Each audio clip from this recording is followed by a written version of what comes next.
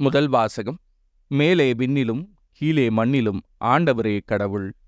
இணைச்சட்ட நூலிலிருந்து வாசகம். அதிகாரம் 4, இறைவசனங்கள் 32 முதல் 34 முடிய மற்றும் 39 முதல் 40 முடிய.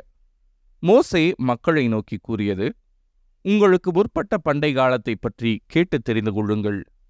கடவுள் உலகில் மனிதனை படைத்த நாள் முதல் வானத்தின் ஒரு முனை முதல் மறுமுனை வரைக்கும் எங்காவது இத்தகைய மாபெரும் செயல் நடந்ததுண்டோ?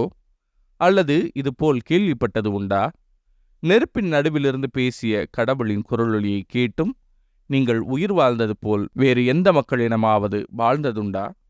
அல்லது உங்கள் கடவுளாகிய ஆண்டவர் எகிப்தில் உங்கள் கண்முன்னே உங்களுக்கு செய்த அனைத்தையும் போல சோதனைகள், அடையாளங்கள், அருஞ்செயல்கள், போர், வலிய கரம், ஓங்கிய புயம் மற்றும் அச்சுறுத்தும் நிகழ்ச்சிகள் மூலம் ஓர் இனத்தை வேறொரு நாட்டினின்று தமக்கென உரிமையாக்கிக் கொள்ள முன்வரும் கடவுள் உண்டா? மேலே விண்ணிலும் கீழே மண்ணிலும் ஆண்டவரே கடவுள். அவரை தவிர வேறு எவரும் இலர் என இன்று அறிந்து உங்கள் உள்ளத்தில் இருத்துங்கள். நான் இன்று உங்களுக்கு கட்டளையிடும் அவரது நியமங்களையும் கட்டளைகளையும் பின்பற்றுங்கள். அப்பொழுது உங்களுக்கும் உங்களுக்கு பின்வரும் உங்கள் பிள்ளைகளுக்கும் எல்லாம் நலமாகும். மேலும் உங்கள் கடவுளாகிய ஆண்டவர் உங்களுக்கு எக்காலத்திற்கும் கொடுக்கும் மண்ணில் நீங்கள் நெடுநாள் வாழ்வீர்கள். இது ஆண்டவரின் அருள்வாக்கு. இறைவா, உமக்கு நன்றி. பதிலுரை பாடல். ஆண்டவர் தமது உரிமை சொத்தாக தெரிந்தெடுத்த மக்கள் பேறு பெற்றோர். ஆண்டவரின் வாக்கு நேர்மையானது, அவருடைய செயல்கள் எல்லாம் நம்பிக்கைக்கு உரியவை.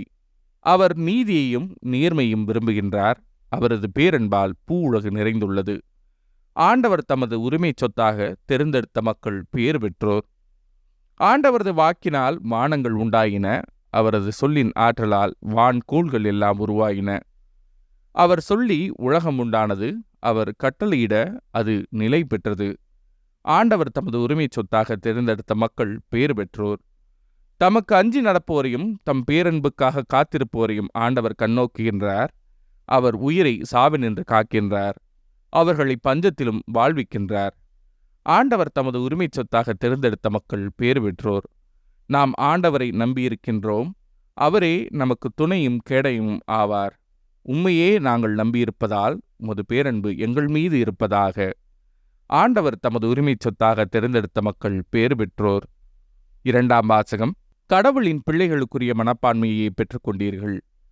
திருத்தூதர் பவுல் ரோமேருக்கு எழுதிய திருமுகத்திலிருந்து வாசகம். அதிகாரம் 8, இறைவசனங்கள் 14 முதல் 17 முடிய. சகோதரர் சகோதரிகளே, கடவுளின் ஆவியால் இயக்கப்படுகிறவர்களே கடவுளின் மக்கள்.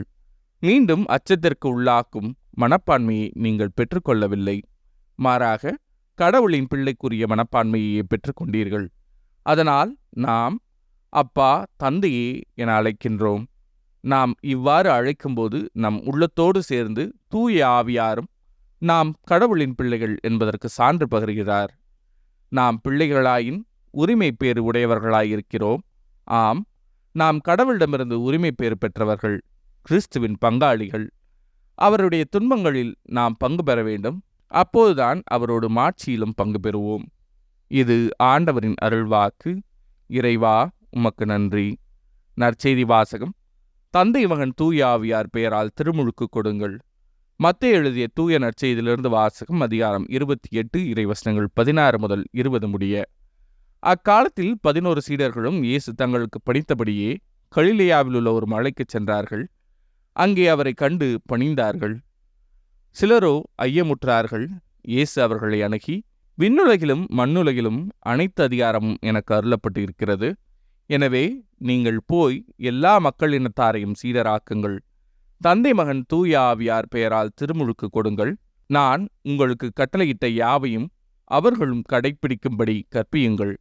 இதோ, உலக முடிவு வரை எந்நாளும் நான் உங்களுடன் இருக்கிறேன் என்று கூறினார். இது ஆண்டவரின் அருள்வாக்கு. கிறிஸ்துவே, உமக்கு புகழ்.